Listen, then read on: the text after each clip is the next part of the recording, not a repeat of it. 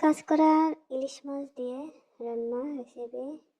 প্রথমে আমি কাঁচকড়াটা কেটে ভালো করে হালকা সিদ্ধ করে নিয়েছি যাতে কালো না হয় তরকারি।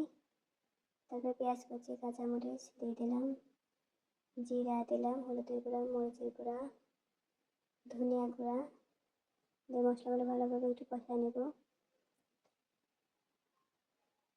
ইলিশ মাছটা দিয়ে দিলাম, ইলিশ মাছের সাথে একটু পানি দিলাম, পানি দিয়ে মাছটা একটু কষায় নেব। এই মশলাতে কিছু সময় ঢেকে রেখে আমি কষাই নিলাম মাছ। মাছের মধ্যে আগে থেকে কাঁচকলাগুলো দিয়ে দেবো। আপনারা এটা কী কলা বলেন সেটা জানি না, তো আমাদের এদিকে কাঁচকলা বলি। এটা ভর্তা করে খাওয়া যায় বা মাছ দিয়ে রান্না করে খাওয়া যায়।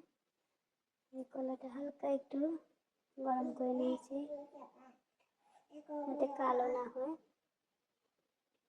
ভালো করে কষে ঝোল দিয়ে দিয়েছি, কিছু সময় রান্না করে নিলাম। দেখেন আমার তরকারিটা প্রায় হয়ে গেছে। আপনারাও টেস্ট করে দেখতে পারেন। কলা দিয়ে ইলিশ মাছ রান্না অনেক টেস্ট লাগে।